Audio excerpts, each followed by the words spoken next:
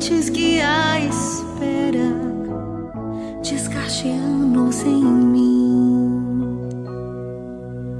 Estou disposto ao que queiras, não importa o que seja, tu chamas-me a servir.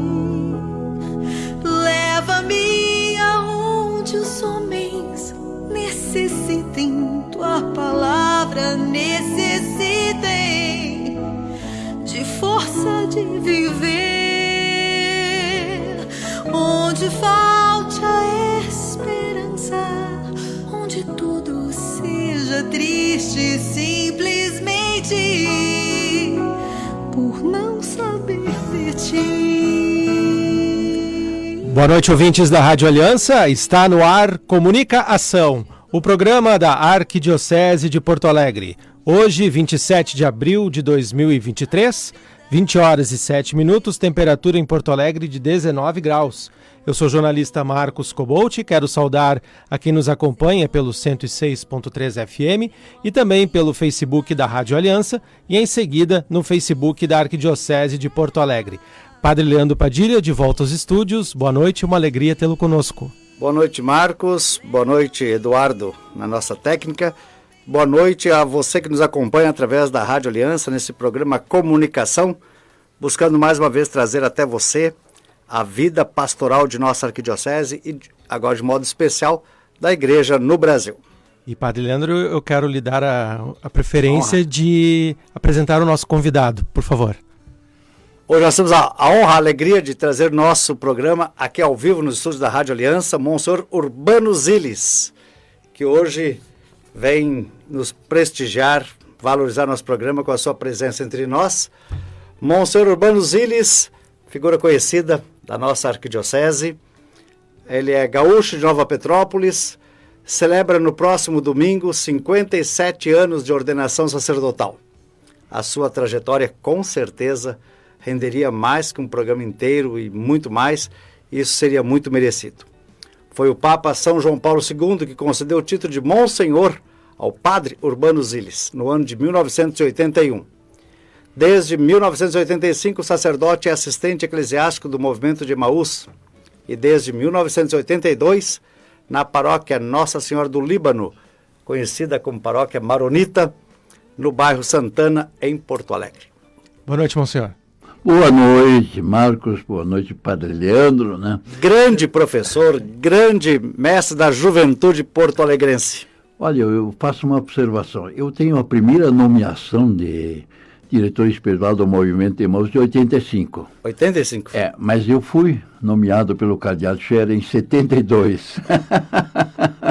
Coisa bonita. Mas perderam essa nomeação. Né? Muitas gerações da juventude cristã católica da arquidiocese passam pelo senhor. Com muita alegria. Hoje nós vamos falar também muito com o Monsenhor sobre a trajetória e caminhada dele, né, Padre? Sim. E também vamos repercutir a eleição de Dom Jaime Spengler como presidente da CNBB, né? Estamos na reta final da 60ª Assembleia Geral dos Bispos do Brasil. Monsenhor, eu queria lhe ouvir a respeito dessa escolha dos bispos pelo nosso arcebispo aqui como presidente da CNBB. Bom, em primeiro lugar, é uma oportunidade que voltou um bispo do Rio Grande do Sul a ser presidente da CNBB. Já tínhamos uma tradição, o Lord Scheiter, depois como é que é? Outro franciscano que antecedeu também, né? Aloysio Lord Scheiter, né? Isso. E depois o Dom Ivo. Então já tivemos diversos, né? Então é uma honra termos mais o arcebispo como... E era de se esperar, porque ele já foi eleito vice. Já foi eleito vice. Então alguém que já entende a política, a maneira de trabalhar na CNBB. Não? E nós vamos ouvir agora um trecho da posse de Dom Jaime, quando ele foi então eleito presidente da CNBB, o pronunciamento que foi feito na segunda-feira em coletiva de imprensa, e nós vamos ouvir agora um trecho. Eu acolho a eleição com muita humildade, com tanta simplicidade, com temor e tremor, mas orientado pela fé. pela fé de que quem conduz a igreja é nosso Senhor, não somos nós somos instrumentos. Então, é com esse espírito que eu me coloco a serviço durante os próximos 4 anos da nossa conferência. Esperamos poder fazer um trabalho à altura daquilo que é a conferência na história do nosso Brasil. A conferência tem uma história bonita, uma história muito bonita. A conferência tem uma identidade muito bem consolidada e tem uma missão específica. Oxalá nós possamos, atentos a esses aspectos, servir bem a nossa igreja no Brasil. O processo de escolha, digamos assim, começou já na semana passada, quando os regionais da conferência, os 19 regionais da conferência, se reuniram para apontar possíveis nomes como candidatos. É claro que isso depois é fruto de conversas, etc. Nós sabemos mais ou menos como as coisas correm nesses momentos, né? Na segunda sessão da parte da manhã, se iniciou o processo de votação propriamente dito, usando as urnas eletrônicas. Nós tivemos 3 escrutínios. Eu fui eleito no 3º escrutínio com 210 votos. Desejamos que seja uma continuidade a esse processo que nós estamos vivendo, primeiro por iniciativa do CELAM, né? Essa consulta que foi feita para todos os episcopados da América Latina e do Caribe. E, na sequência, nós tivemos, então, a iniciativa do Santo Padre, em vista do sínodo, né? Todo esse processo de escuta que se desenvolveu e ainda está sendo levado adiante, ele precisa avançar. Então, nesse sentido, e a conferência assumiu isto também, claro, e nem podia ser diferente. Nesse sentido, nós desejamos, sim, que esse espírito da sinodalidade, que nós poderíamos até usar um sinônimo que vem do Concílio Vaticano II, o espírito de comunhão e participação possa crescer e se consolidar entre nós. Eu faço votos que nos próximos anos, em sintonia sempre com aquilo que o Santo Padre está pedindo de toda a igreja, nós possamos chegar a um porto feliz. Quando eu fui nomeado bispo auxiliar de Porto Alegre, eu escolhi como lema gloriar-se na cruz. Por quê? Nós não podemos compreender a fé cristã sem o evento da cruz. Talvez na nossa realidade social hoje, há uma tendência muito forte a eliminar a cruz, ou a esconder a cruz. Nós não podemos jamais desconectar, por assim dizer, não sei se essa é a expressão melhor, o ressuscitado do crucificado. O crucificado é o ressuscitado, e o ressuscitado é o crucificado. Todo o mistério da fé cristã está, por assim dizer, condensado na cruz. Na cruz está a vida. Na cruz está a nossa esperança. E certamente numa sociedade marcada por crucificados, trazer o tema da cruz para nós é iluminador. Nós não podemos jamais diminuir aquilo que é a cruz do Cristo para a nossa fé e na vida da igreja. Então, nesse sentido, não podia, para mim, na minha concepção, eu não podia não escolher outro lema. E também, eu diria assim, na espiritualidade que me orientou ao longo dos anos de formação que eu tive, depois como no ministério de presbítero, como franciscano, eu venho da espiritualidade da família franciscana, né? A cruz aqui tem um lugar todo próprio. É a encarnação, é a cruz, é a Eucaristia. São os elementos centrais da nossa fé. E pediria que realmente colaborassem conosco nesta proposta que nos vem do Papa Francisco. Caminhar na comunhão e na participação. E nos ajudar para que a obra da evangelização possa avançar e nós possamos realmente todos, através dos meios que nós temos à disposição, promover o evangelho do crucificado ressuscitado. Se nós queremos renovar nossas comunidades, se nós queremos de alguma forma colaborar para transformar a nossa realidade, o evangelho é a referência, não outra coisa.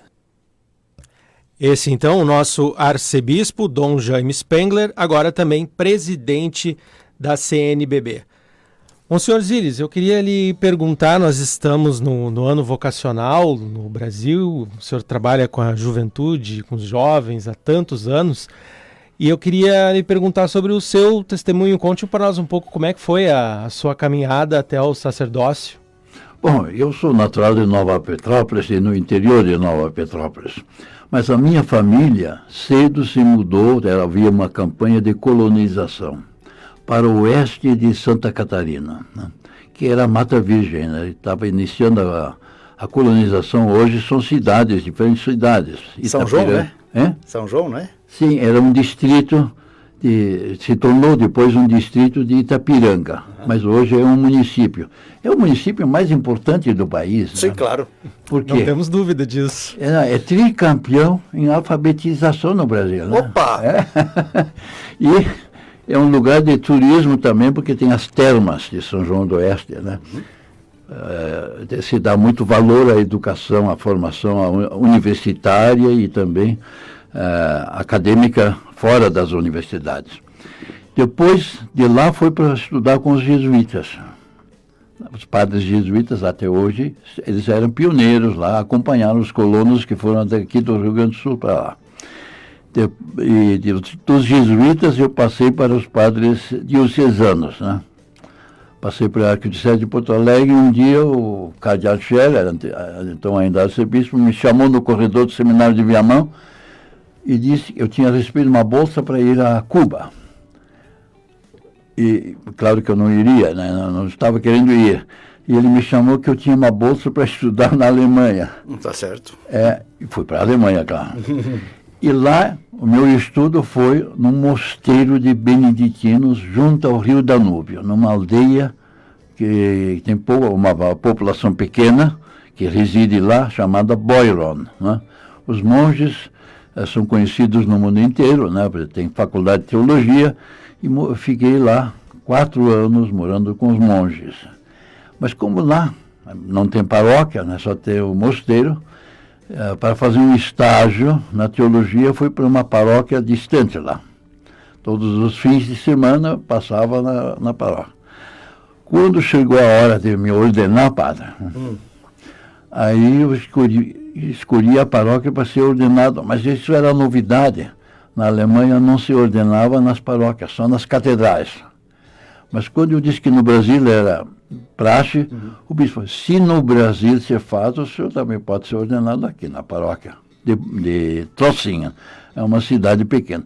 Lá fui ordenado em 66, 30 de abril. Né? 30 de abril de 66. E no dia 1º de maio, rezei a primeira missa de padre lá naquela cidade de Trocinha. Era uma cidade universitária, tem curso superior de música, e eu tinha feito também palestras lá no meio acadêmico, né, na época sobre Teilhard de Chardin, que depois de 40 anos estar no Brasil foram publicados em forma de livro. Né? E de lá, um dia apareceu o cardeal, que durante o concílio ele aparecia bastante lá no mosteiro fim de semana, quando eu estava em Roma. Um dia ele me diz assim, você poderia dar aula na PUC e no seminário de Viamão. E eu olhei e disse, olha, seu cardeal, não terei problema, mas gostaria de ter a preparação que se costuma ter também aqui na Europa, para dar aulas. Ele logo respondeu, não me deixou respirar. Então escolha a universidade. Né? E quando eu fui para Münster, eu escolhi a Universidade de Münster, por quê?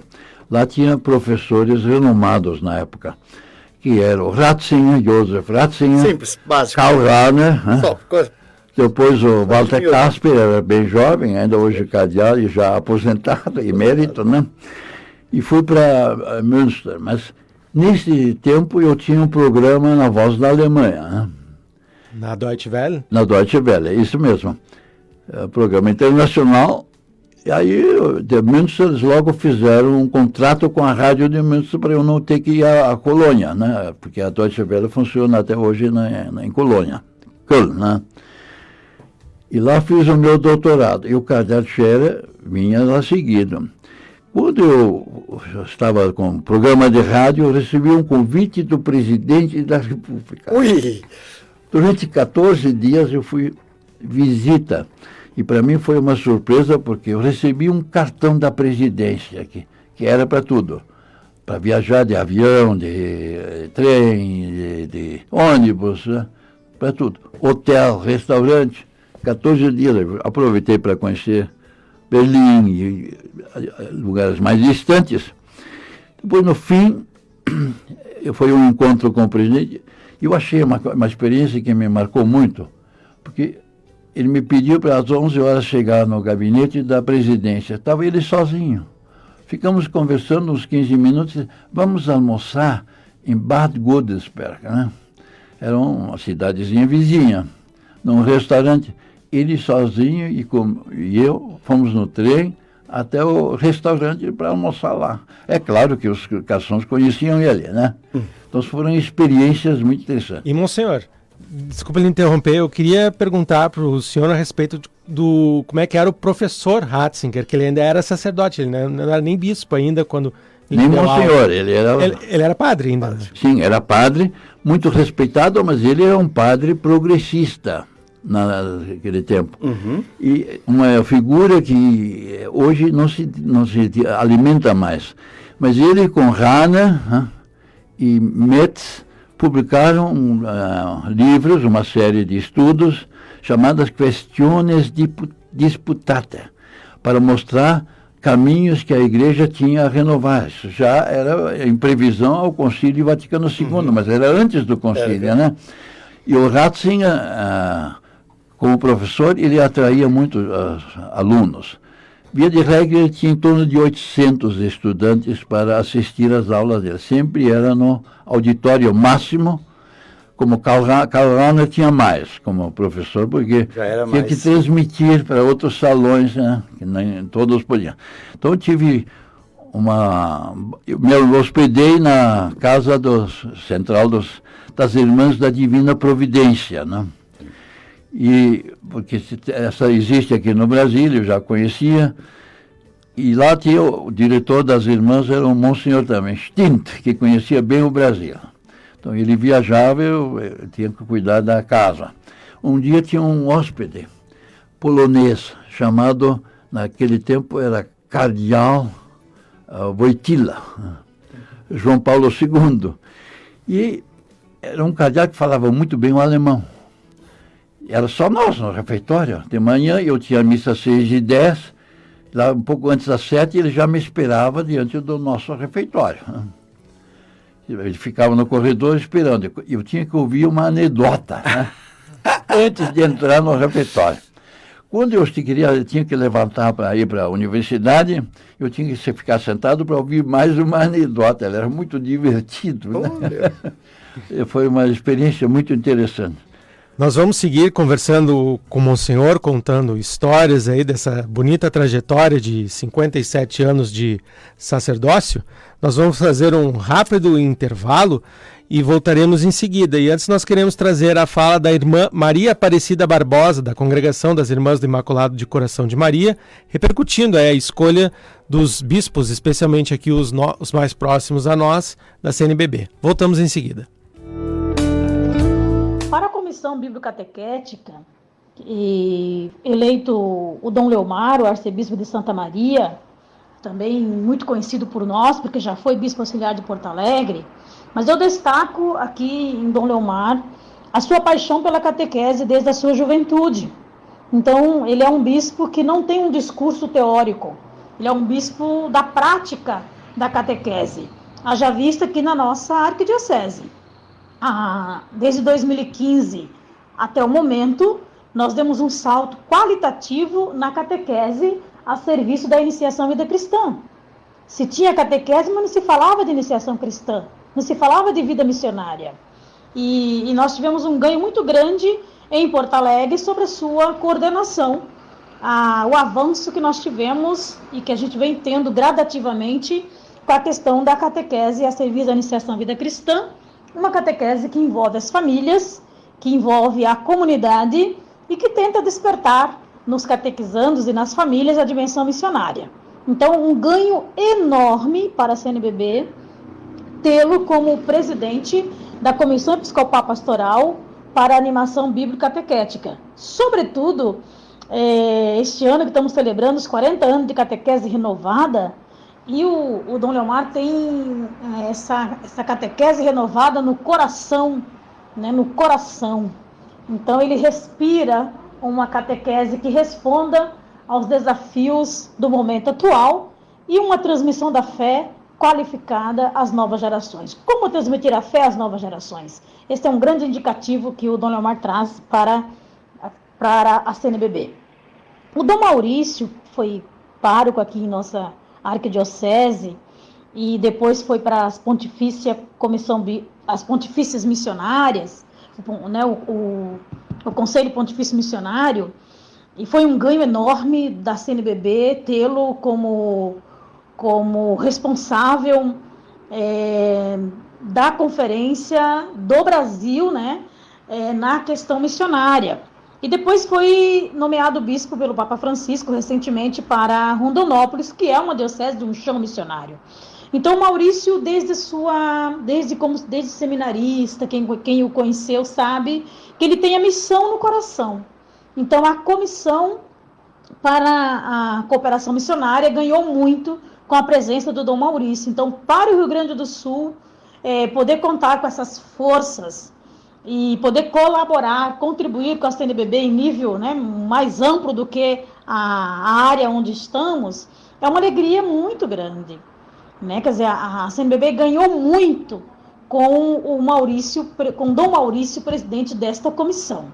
Porque ele vive, né? Ele não é um bispo da teoria da missão, mas é um bispo da vivência da missão, do testemunho da missão.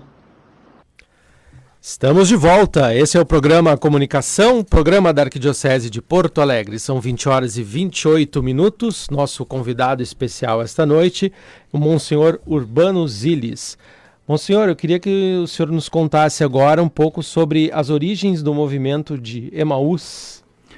Bom, em primeiro lugar, há diferentes movimentos de Emaús. Um pouco antes de surgir o movimento de Emaús no Brasil, havia há um movimento de Emaús na Bélgica, também fundado por um monsenhor. Sobre esse movimento até foi publicado um livro traduzido aqui no Brasil, antes de surgir.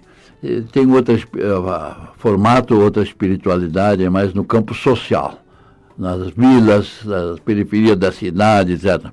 E há um movimento de Emaús também nos Estados Unidos, né? Eu vejo no boletim eclesiástico que os da paróquia que moram nos Estados Unidos mandam, seguindo o folheto dominical de lá, então sempre tem notícias. Agora, o movimento de Emaús no Brasil foi fundado em 67 e começou uma preocupação do Monsenhor Benedito Calazans. E Benedito Calazans tinha uma carreira política. Foi embaixador do Brasil no Vaticano, foi deputado estadual por São Paulo, depois deputado federal e senador. E com o regime foi cassado, né? E quando saiu o ato institucional número 5, os jovens foram fechados, né? Enclausurados, não podiam falar mais em público. E ele fez um encontro com leigos, mas não se sabia o que os jovens queriam e precisavam. Não tinha nome nenhum ainda, né? Se era um movimento político, uma organização política ou religiosa, e nem todos eram católicos, mas optaram por um movimento católico porque tinham mais liberdade, segundo os jovens. Era uma época em que a CNBB se impunha respeito nos seus pronunciamentos. E a CNBB tinha muita credibilidade. Quem sabe, doravante voltará a ter muita credibilidade com mais um bispo aqui do Sul assumindo a presidência, né? Deus queira. E depois se foi organizando com cursilistas de São Paulo, especialistas na educação, fez um roteiro, né, para um curso, um movimento, e em fevereiro de 72 recebeu o nome de Movimento de Emaús. com um curso de 3 dias de valores humanos e cristãos, né? E logo, como não tinha mais nada praticamente de movimento para jovens, os cursillistas de Porto Alegre foram lá para conhecer com Dom Antônio Chilvich, Padre Florindo, né?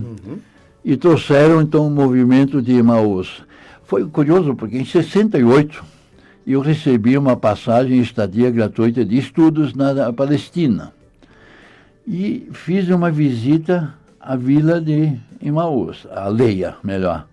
Mas estava tão quente que eu fiquei debaixo de uma árvore descansando um pouco no calor. E veio um senhor idoso, falava inglês meio tropeçado, mas e me perguntou se eu estava mal. Não, eu estava com muito calor. Ele me ofereceu um copo de água. Aí perguntou se eu toma vinho. Me ofereceu vinho e fez questão de dizer que era dele. A hospitalidade, né, que me chamou a atenção naquele momento. Aí o Dom Antônio passou no seminário de Viamão em 72. Dom Antônio Chilvich, Carmo Chilvich, né? E disse, o cardeal quer falar com o senhor sobre um movimento de jovens. Eu queria saber, ele não sabia muito, não queria explicar. E o cardeal me chamou e disse, olha, o senhor pode se preparar para dirigir um movimento que vamos trazer para Porto Alegre, de jovens. E fiquei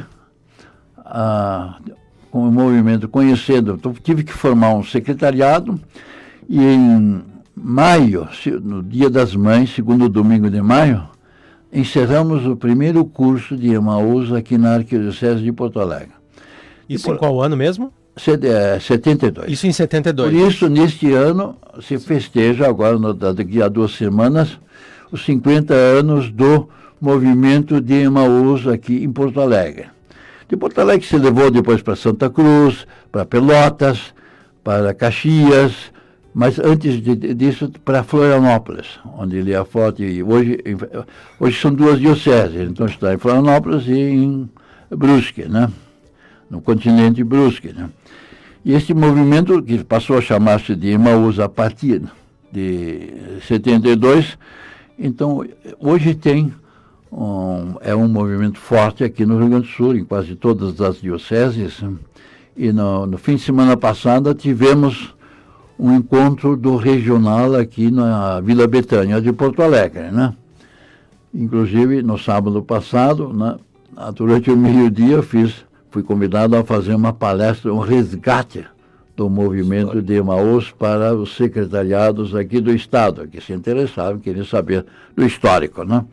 Então, esse é o dado sobre o movimento de Emaús, que originariamente se destinou a jovens de 18 a 25 anos. Mas hoje os jovens já se interessam mais cedo. Então, desde o primeiro tínhamos gente com 16 anos, porque o diretor espiritual então pode permitir, geralmente 1, 2 ou 3 já podiam estar. Nós chegamos a ter 400 ou mais inscritos para um curso onde tinha 50 vagas ao máximo, né, de jovens. Mas hoje as coisas mudaram muito. E a igreja, na pastoral, nem sempre acompanha essas mudanças, né? João Paulo II pronunciou aquela palavra forte na abertura do concílio, um adjornamento, uma atualização da igreja. Veja, há 50 anos, quando o Emaús veio para Porto Alegre, grandes problemas eram sexo para jovens, depois vieram as drogas. Hoje os problemas são outros. E nós sentimos falta, porque a teologia, a pastoral, ainda é feita na linguagem da filosofia grega. A cultura da antiguidade e da Idade Média era determinada pela filosofia. Mas hoje, cada vez mais, e aqui estão vocês, jornalistas, né, sabem muito bem, hoje, cada vez mais, a cultura passa a ser determinada pela tecnociência.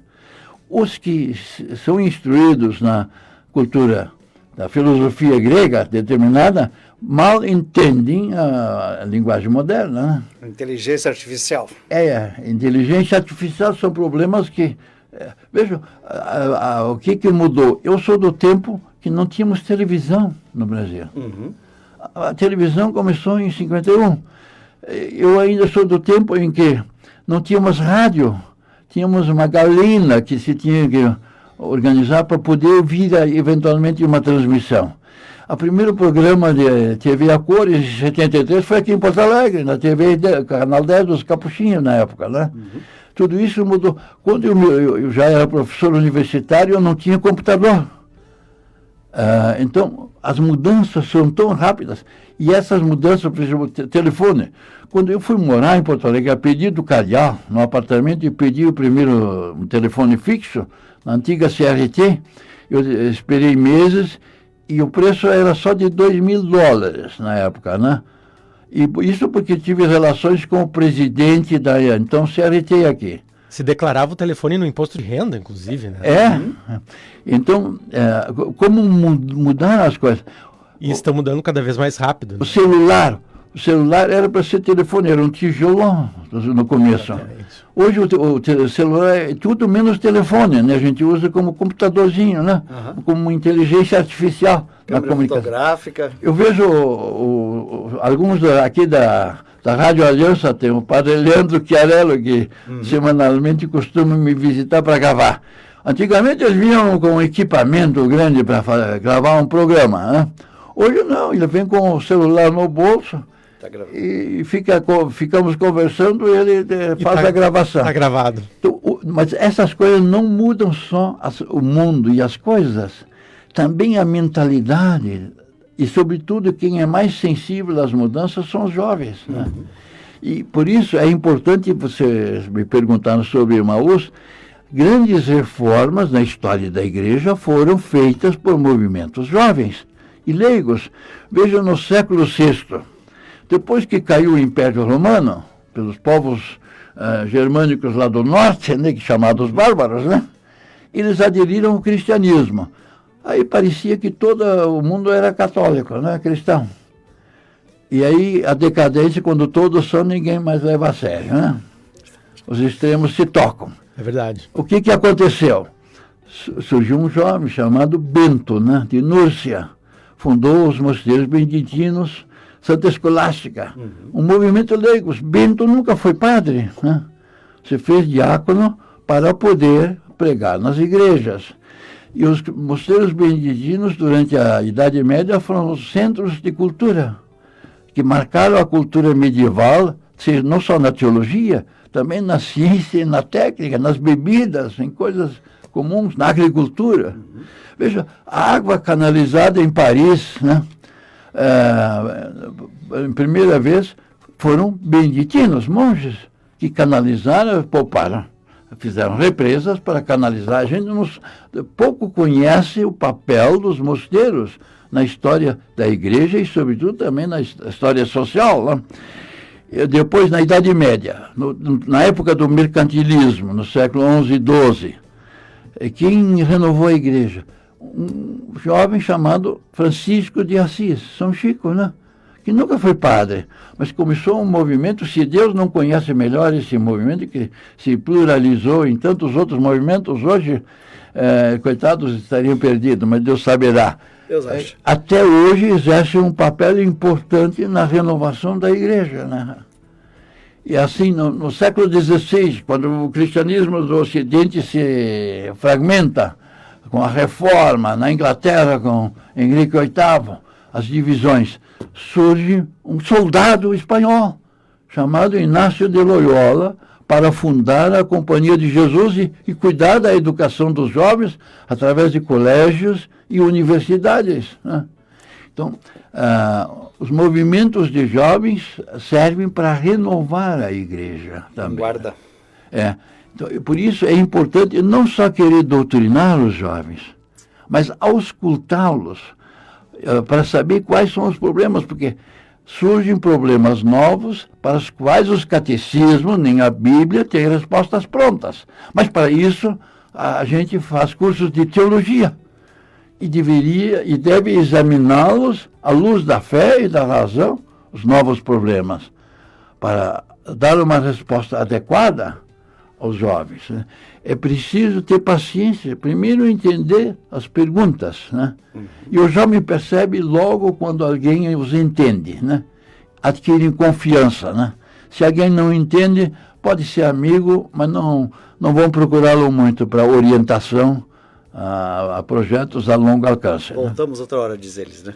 Hein? Outro dia a gente volta, diz eles. Deixa para depois, educadinho, sai de perto, mas não... Não volta. Não volta. Não volta. Nós vamos fazer rapidamente aqui, Monsenhor, mais um intervalo. A Assembleia dos Bispos também elegeu os membros da presidência do Regional Sul 3, que tem agora, na presidência, Dom Leomar Brustolin, arcebispo de Santa Maria, que foi bispo auxiliar aqui da Arquidiocese, entre os anos de 2015 e 2021. Nós vamos ouvi-lo agora e voltamos em seguida. O Regional Sul 3 da CNBB reúne as 18 dioceses do Rio Grande do Sul.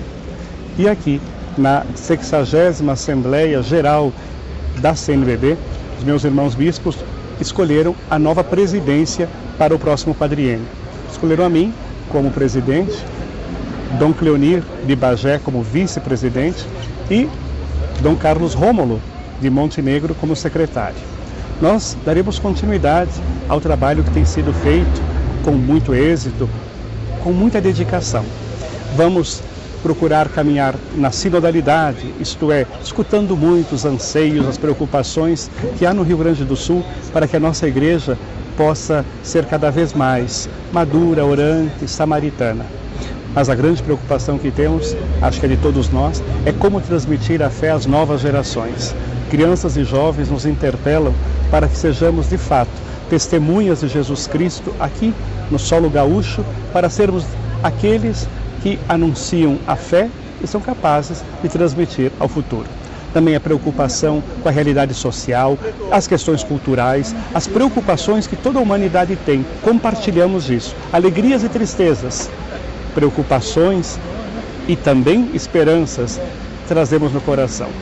Que possamos começar um caminho nesse quadriênio em continuidade, mas em avanço, porque desafios não faltam, mas temos muito mais oportunidades. Que possamos caminhar sob a proteção da Virgem Maria, a medianeira de todas as graças. Estamos de volta. Esse é o programa Comunica Ação, 20 horas e 43 minutos, temperatura de 19 graus em Porto Alegre. Nosso convidado hoje, Monsenhor Urbano Zilis, falando um pouco sobre a sua trajetória, 57 anos de sacerdócio que serão celebrados neste domingo, 30 de abril. Monsenhor, eu queria lhe perguntar a respeito da sua trajetória acadêmica. O senhor que dedicou muitos anos da sua vida à Pontifícia Universidade Católica do Rio Grande do Sul.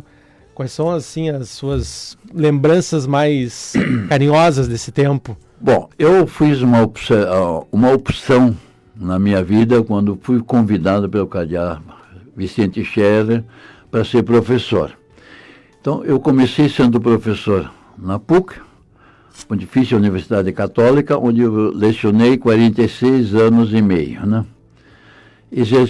Tive todas as funções que se podem imaginar, até desde representante do chanceler, interinamente reitoria, na administração de direção de faculdades, né? Mas sempre permaneci no ensino.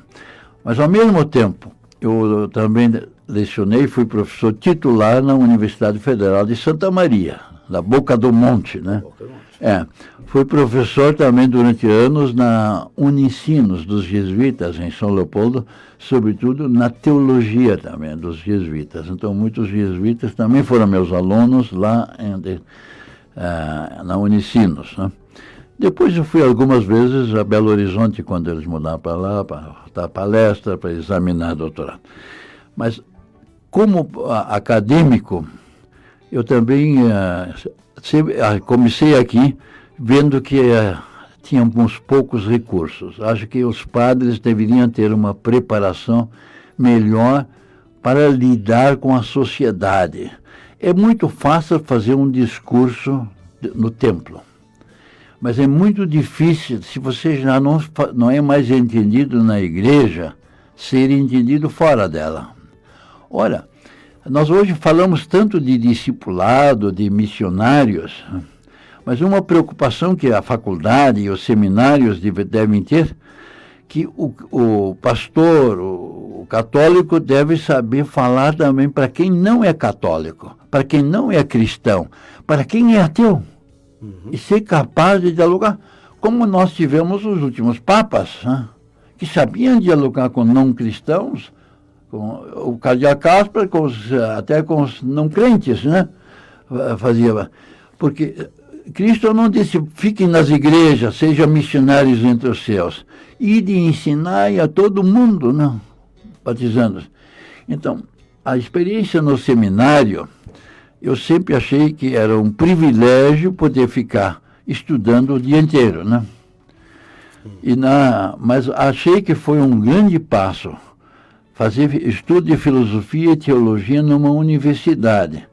Mas não basta estudar numa universidade se a gente não se abre também porque e para aquilo que está acontecendo do lado, nas outras faculdades. Por exemplo, na pesquisa da medicina, da saúde, da biologia, no campo social, no campo jurídico, na comunicação, por exemplo, né? Na comunicação, até na faculdade. O senhor era muito convidado para participar de programas de debates em rádios, televisões, né? Muito, né? Os cargos às vezes dificultavam, mas em geral eu aceitava. Até tive algumas experiências muito interessantes. Uma vez, isso foi iniciativa do Irmãos, fazer palestra no Estádio do Galo, em Belo Horizonte, né? No Mineirão? No Mineirão. No estádio. E tinha mais, me diziam que tinha 25 mil no mínimo. A experiência mais boba que tive na vida, porque você não tem retorno.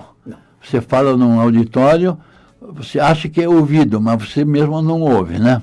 Você vê a multidão, e tinha um Dalmo, o jurista de São Paulo, que foi o debatedor comigo, e eu o debatedor dele, um encontro. Outra vez, um curso de um judeu da USP, Plickstein, que na época falava na comunicação de semiologia, né?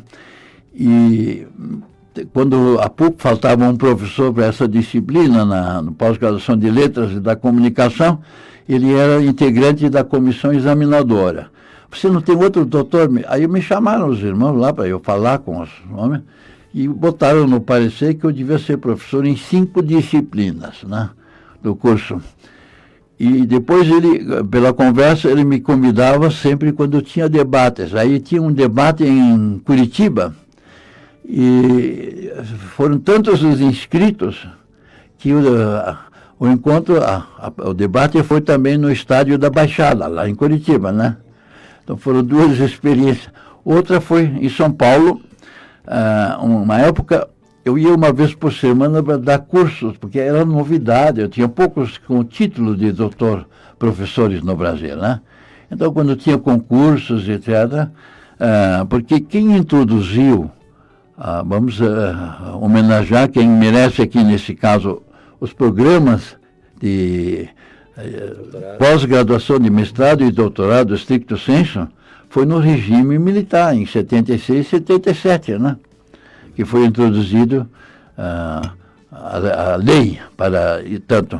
Então, eu ia uma vez por semana a São Paulo, de manhã tinha um avião cedo aqui para Congonhas, o carro da USP esperava no aeroporto Congonhas, dava aulas até às 11 horas, pegava o avião de volta e de tarde estava na PUC, né? Isso eu fiz durante um ano. Depois, quando pediram que fosse 2 vezes, eu agradeci, né? Era demais. Na época eu estava dando aulas também na Unicinos, aqui em São Leopoldo, né? Então era demais Santa Maria. Né? Mas eu me senti sempre muito realizado, porque acho importante a formação, né? E para os leigos, Monsenhor, o que o senhor fala a respeito desse tema da formação também? Bom, quando eu me tornei diretor, me fizeram diretor da faculdade, então Instituto de Teologia e Ciências Religiosas, em 72, comecei um curso, tínhamos curso de Ciências Religiosas, que era para leigos, mas era um curso acadêmico de 4 anos. Aí abrimos cursos de extensão durante um semestre, o quanto tempo alguém quisesse, e por cada semestre recebia um certificado. Nas férias, então, tínhamos cursos intensivos, de um mês, né? Era impressionante, nós chegamos a ter 200 candidatos e candidatas para um curso em tempo de férias, que vinham do Brasil inteiro, né? Porque era uma novidade. Mas depois, isso dava trabalho, mas eu acho que vale a pena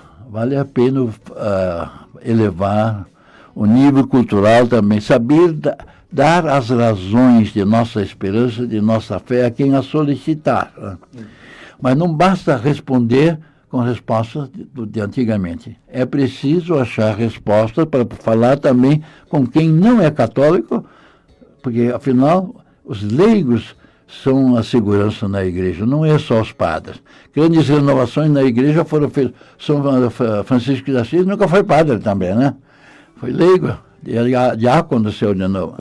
Cara, não sei se eu já lhe comentei isso, mas quando eu estava dando os meus primeiros passos na igreja, eu lembrava muito das suas participações nos debates da TV Com, naquele programa Conversas Cruzadas.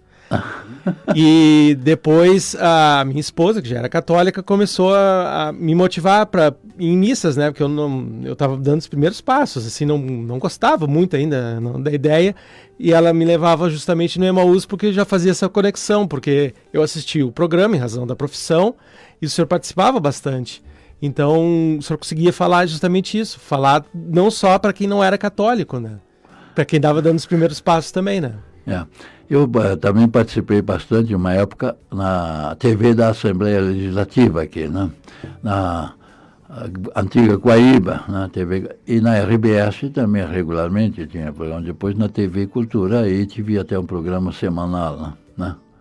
Sim.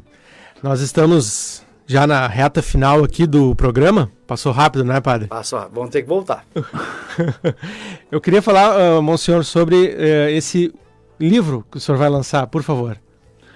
Bom, é uma obra chamada, com o título O Deus dos Filósofos, que é publicado pela Paulus de São Paulo, na editora, e vai ser lançado na Livraria Paulus, aqui de Porto Alegre, no dia 20 de maio. É um sábado, às 10 horas da manhã, né? E do que trata isso? O Deus dos Filósofos.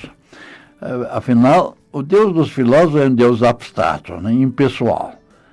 A nossa fé se baseia no Deus pessoal que se revelou a nós através dos profetas, dos patriarcas, Abraão, Moisés, e sobretudo em Jesus Cristo, né?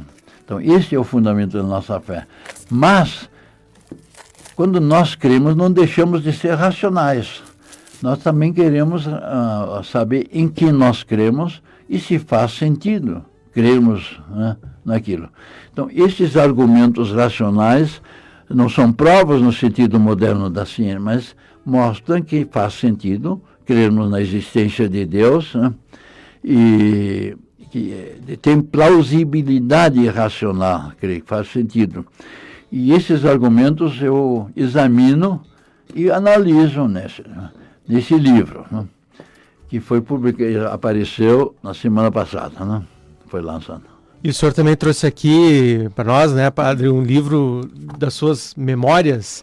Esse livro aqui, quem quiser procurar, onde é que encontra? Esse livro, na Maronita, ainda se encontra. Ele foi bancado por um empresário amigo a quem eu tinha feito o casamento, e parece que foi bem feito, está durando, e ele financiou esse... E financiou um outro livro, que foi o motivo deste. De uma jornalista que publicou um livro, e foi até lançado na Feira do Livro, Crer e Saber, Urbano Siles, Crer e Saber, ela colocou o título, né? E aí me pediram para escrever essas minhas memórias, né? E saiu aí. O senhor tem ideia de quantos livros o senhor publicou, o senhor participou ao todo desse tempo? Eu não sei, nunca contei, mas me disseram que eram 70, né? 70? Isso há tempos atrás, mas eu nunca contei, né? Marcos, o livro das memórias do Monsenhor são 13 capítulos. Acho que ele podia fazer um programa sobre cada capítulo isso aqui, né? Olha, Tem capítulos interessantes. Tem bastante coisa Duas interessante aqui. estadias diferentes, mas as duas pela Igreja Católica na Índia. Cada uma de 3 semanas, né? Participando uma como representante do Vaticano, que está ali também narrada, e a outra como palestrante no Encontro Mundial das Universidades em Nova Delhi, né? Aí eu fui palestrante na palestra de encerramento, né? Fui convidado. Né?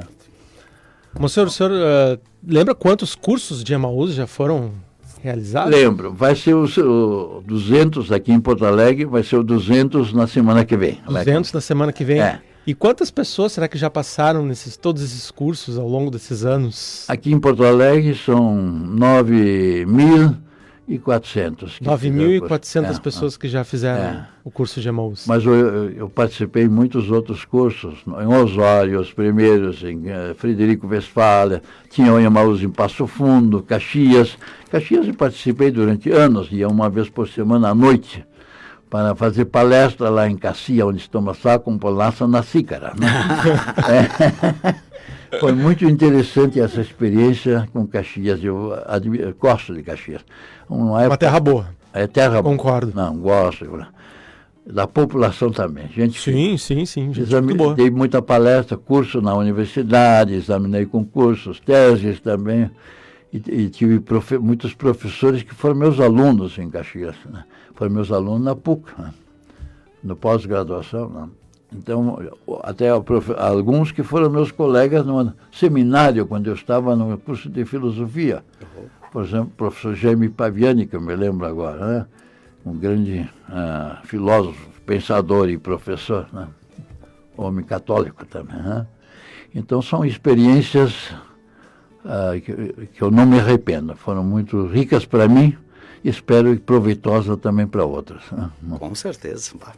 São 20h58, nós estamos na reta final do nosso programa. Queremos, como sempre, saudar os aniversariantes, começando pelos aniversários de ordenação. Amanhã, no dia 28 de abril, Padre Sérgio Endler, completando 16 anos de ordenação. Já mencionamos aqui o nosso querido Monsenhor Urbano Ziles, completando 57 anos de ordenação sacerdotal. E também, no dia 30 de abril, Dom Adilson Pedro Buzin, completando o seu aniversário de ordenação episcopal, são 7 anos. 7 anos de ordenação episcopal. E temos aniversariantes também, aniversários natalícios. Amanhã, no dia 28 de abril, o Padre Paulo Inácio Labres, da Basílica das Dores, e o Padre Fabiano Colares, aqui vizinho da Paróquia São Sebastião. No dia 29 de abril, Frei Nelson Luiz Raiman, Carmelita. No dia 30 de abril, Padre Edivelton Flores Pinto, da Paróquia Nossa Senhora de Fátima, de Viamão. E no dia 1º de maio, segunda-feira, o diácono Ayrton Nunes Pérez, da Paróquia São Cristóvão de Canoas, também o Padre Carlos José Febor, da Paróquia São Geraldo de Porto Alegre, e o Padre José Santiago Carrion Conde, da Paróquia Santa Terezinha, do município de Butiá. Monsenhor Ziles, um privilégio, muito obrigado por ter aceitado o nosso convite e esperamos poder nos encontrar mais vezes e contar mais histórias suas que acho que merecem ser contadas e conhecidas. Obrigado. Eu que agradeço e sempre é uma alegria poder estar em boa companhia como nessa noite, né? Coisa boa. Com certeza, nosso programa aqui na Rádio Aliança tem menos de um ano, né? Mas esse é um dos programas memoráveis na nossa trajetória aqui na Rádio Aliança. Uma alegria, aquele programa que poderia durar até a meia-noite, com certeza. Mas temos tempo. Pedimos a sua bênção e agradecemos a sua presença. Senhor Deus, abençoe a Rádio Aliança, seus ouvintes e, sobretudo, quem nela exerce a função. E a sua bênção acompanhe a todos, em nome do Pai, do Filho e do Espírito Santo. Amém. Amém.